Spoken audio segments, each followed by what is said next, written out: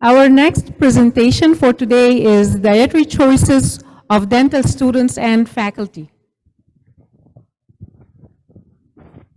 Hey guys. So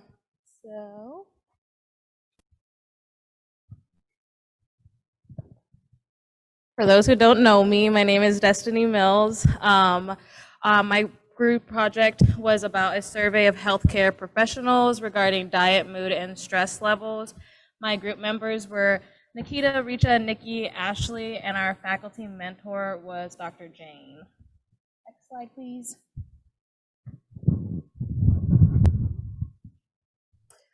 So as future healthcare professionals, we have a strong platform to inform all of our patients about not only their dietary choices, but just how it affects their dental health and their overall health.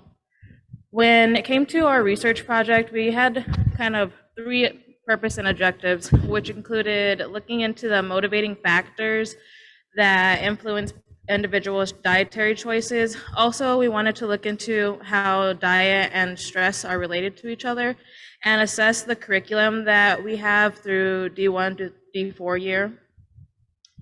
Next slide, please. So to kind of get a little background before we started our research project, we looked into some evidence-based research, and that showed that individuals that have higher stress levels have poor dietary routines. Also, people who have a lack of routine, fatigue, and overall just a lack of knowledge in regard to nutrition have poor dietary routines.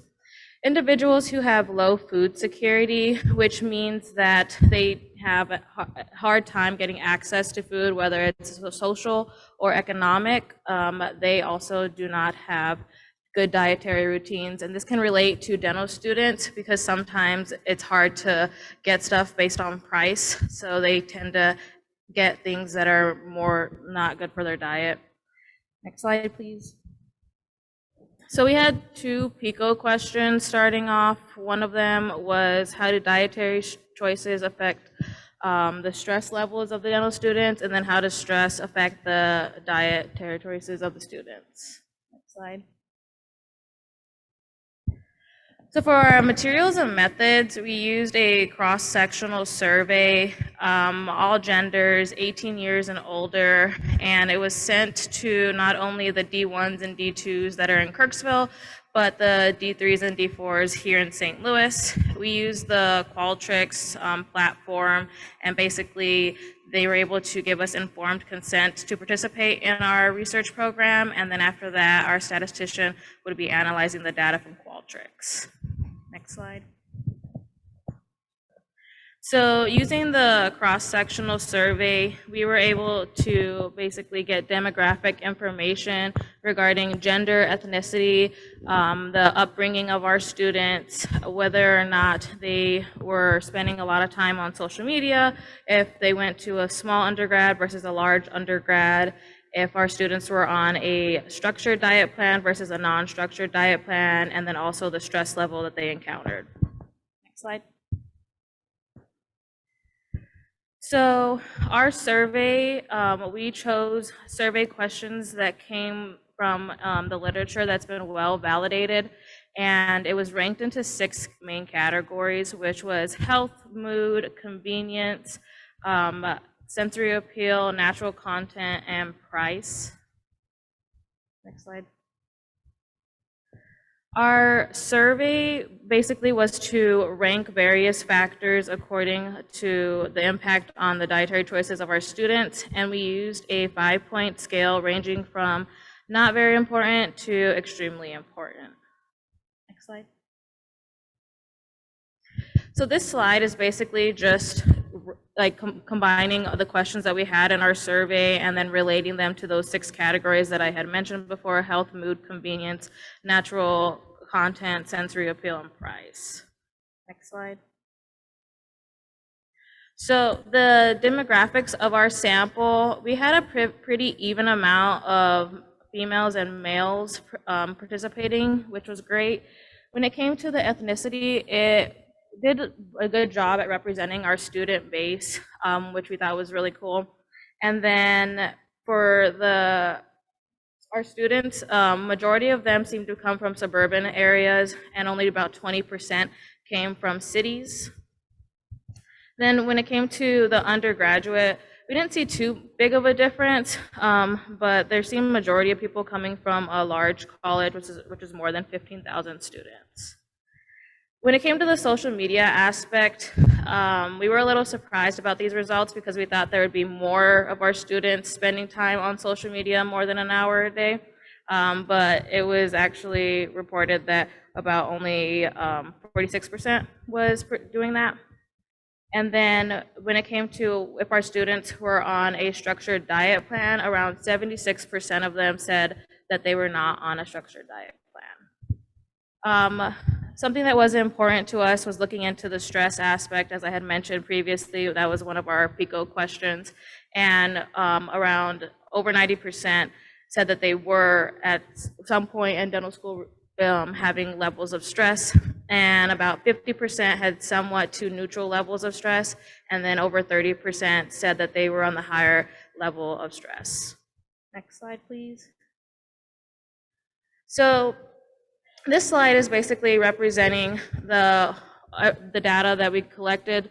It's like the main things. So for the top two factors that were motivating our dietary choices were price and convenience. And if you look, you can see that there's little black brackets, and those basically means that there's not significantly difference in the data that was collected for those. What was surprising about this slide was that weight control, which we thought would be a little higher on the scale, was not even in the top 5. Next slide, please. Our next thing that we wanted to analyze was if students were on a structured diet plan versus not on a structured diet plan, and if that had any difference with the motivating factors. When it came to the non-structured diet plan, it stayed similar to the overall result, which was that price and convenience were most important. And when it came to the structured diet plan, what we saw was that health and natural content was more important to those individuals. And when it came to price for the structured diet plan, those people said that it was lower on their scale, not even on the top 5. Next slide, please.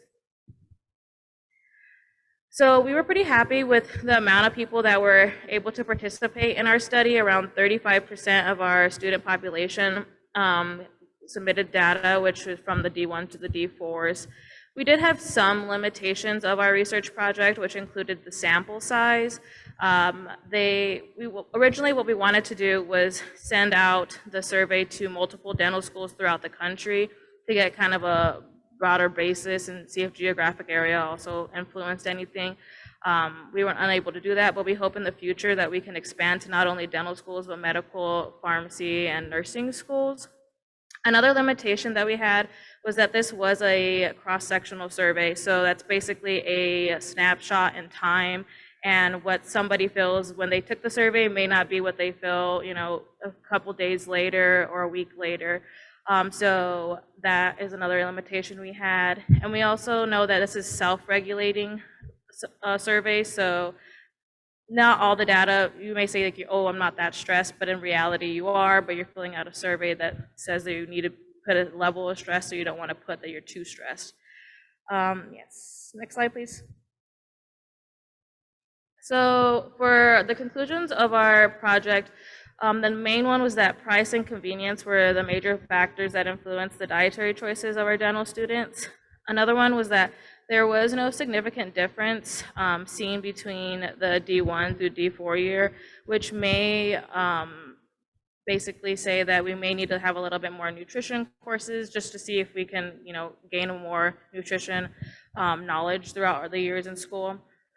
Also, the place that we grew up did not seem to have a significant difference on the dietary choices of the students, and also the stress level did not seem to have an influence on the dietary choices of our students. And that's not to say that there isn't an influence when you are more stressed in eating your dietary choices, but with the sample size that we had, that's the results that we came out with. The main difference that we found were that people who are on structured diet plans, they think that health and natural content is more important. when choosing their food choices versus when you're not on a structured diet plan, price and convenience are more important.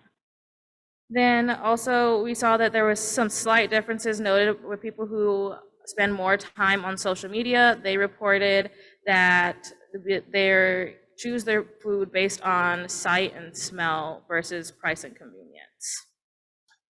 Next slide.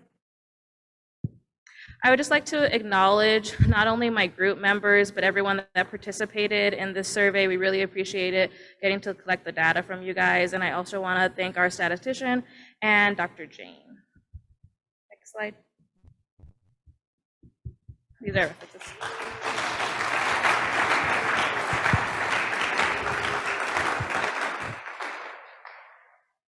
Questions? Dr. Abels?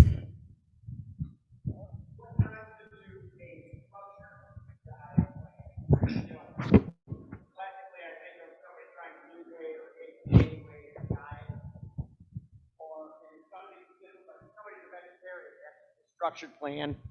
I think when we were looking into this, we kind of were thinking structured diet plans were like keto, paleo, like those things that where they have like set things that they can eat. Gotcha. Like that, yeah. Okay, thank you. Anyone else?